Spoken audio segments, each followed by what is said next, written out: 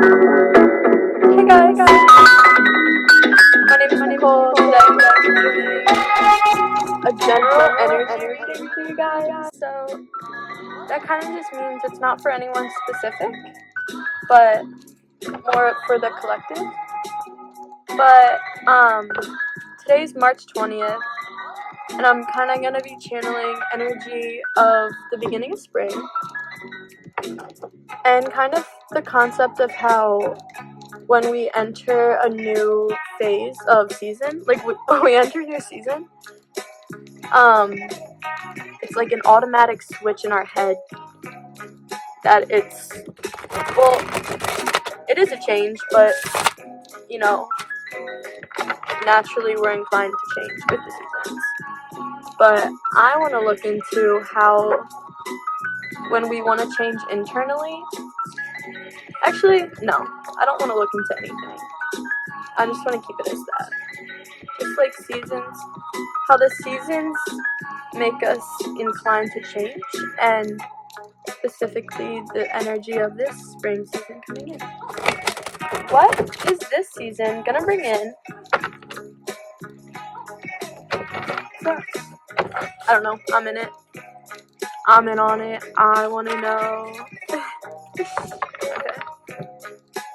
So Okay, holy shit. I was gonna say doing 2 piles, but I don't know. I'm just gonna see where it goes. So, 2 cards came out. The first one is the Empress, card number 3. The Empress is associated with like feminine energy, kind of. Generally, I'm gonna get way more into it probably. And then you also got Justice, which is number 11.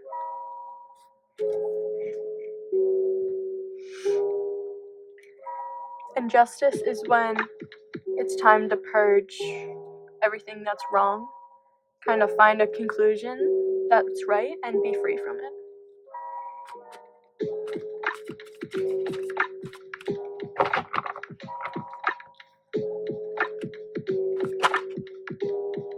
Okay, Temperance card. Holy shit, guys, these cards. The Temperance card came out.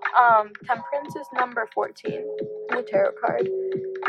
And these are all 3 major arcana cards, which is very good. Not very good because I don't want to be like subjective with good and bad, but very strong energy. Big changes, I guess. I don't know, let's figure it out more. I think I'm gonna do about 6 cards to start. So I'm just gonna pull them at once, because I usually shuffle for like a really long time. Fuck, but they keep just popping out. Number 7, the Chariot, also a major arcana card. I don't know. Yeah, just kidding. Guys, this is my first tarot reading for you guys. Holy shit. Okay, Judgment came out too. Number 20, also a major card. It's hard to do this reading for my first reading with all these like major cards. Like, I don't know, I'm kind of shocked. Like, it goes from Justice, like being set free from something, taking what you need and like being free. And then the end, the King of Swords came out. The Chariot, I'm seeing energy of like the Empress, very knows what they want, sits back, and it just like comes to her. And that's very like powerful energy to have. But you also have Temperance, so it's like a level up. It's almost like unnatural, like out of this world, like higher being type of energy. And then the chariot is something rushing in. And there's also judgment, so you're purging everything that's bad and levitating even more. Like, look at the card going to the sky, you know? Do you see how they're kind of going upwards into this higher being right here? You have the Temperance with golden wings, and is like pouring water into, she's pouring water into two bowls, but it's just pouring in the air. The Chariot in the stars. So you're just like super elevated and up high, but Justice and the Empress, they're both kind of sitting on a throne. Or no, sitting in a chair. I don't know if it's a throne, but like, that's what I'm picturing. Just kind of, they have so much power that they don't even have to do it. They just have to be, and that's power enough. And then the sixth card I drew was the King of Swords. Just gonna look in the book. The swords remind us that there's a fine line between good and evil. Be mindful of your thoughts and ambitions. Intellect, authority, strength, fairness. There is a lot of strength in this reading.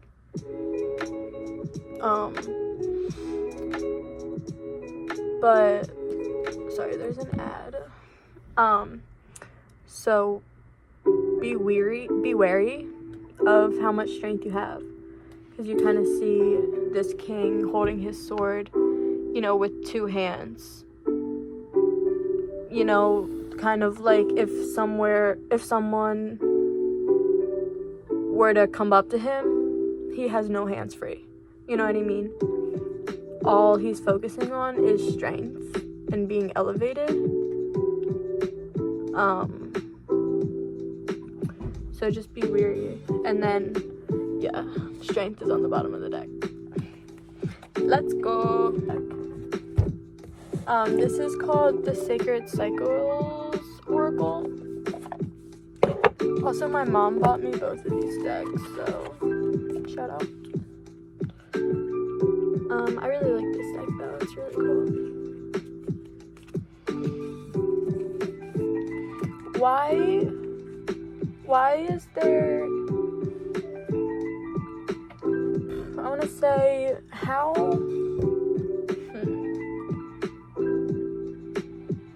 like, why in this beginning of spring season, how are we going to be channeling our power, or what are we going to discover when we're elevated? You know, what is this elevation gonna bring? What's the higher level? Okay, yeah.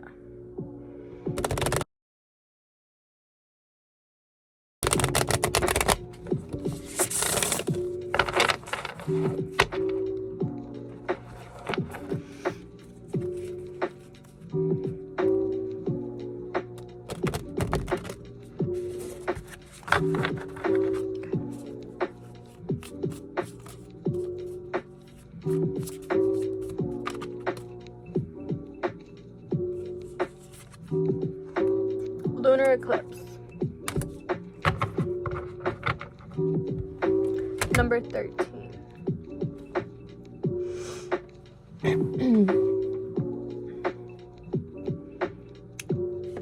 me read what it means. Comment down below if you guys think 13 is lucky or unlucky number.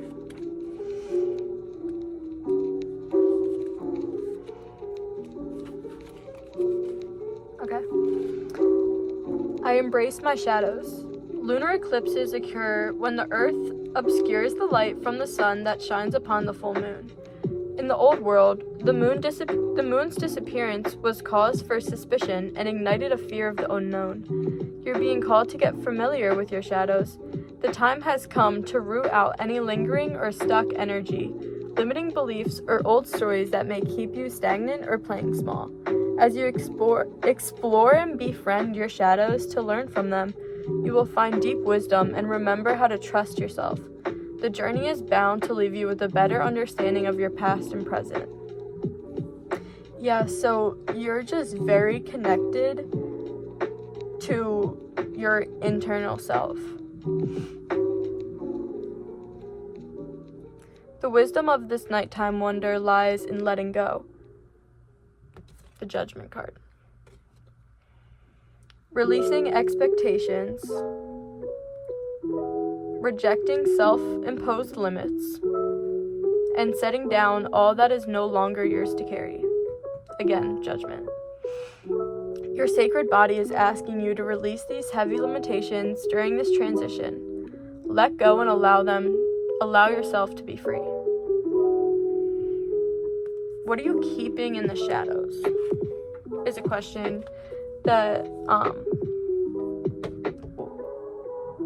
this feels like totality, because you have so many major cards that are just kind of like really elevating you at once in the start of this new season, that right when the timing is right, everything's just gonna shift. Okay, you got the Bear as well, which is number 37.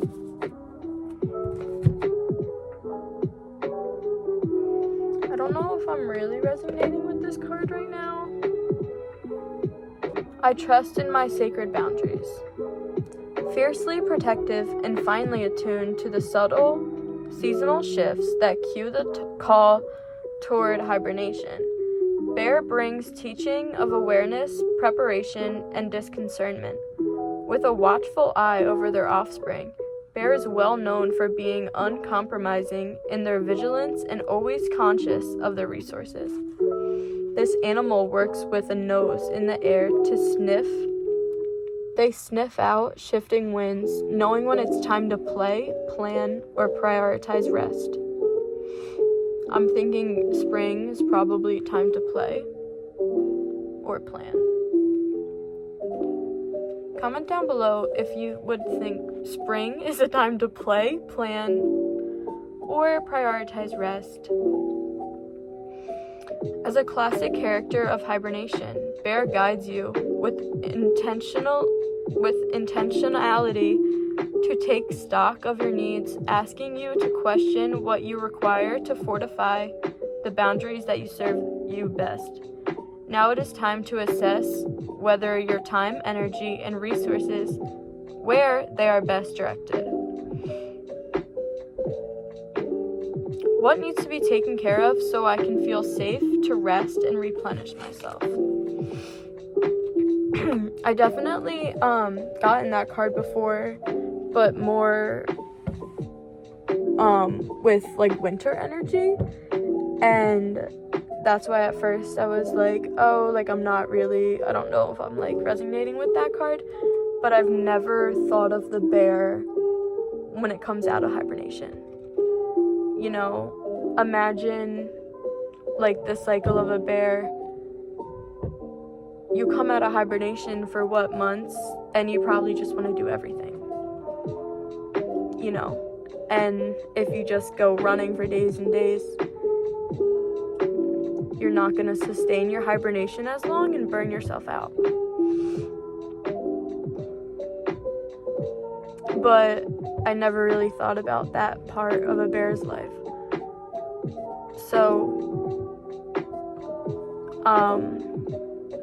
let me actually Google how a bear acts when they come out of hibernation, because I'm sure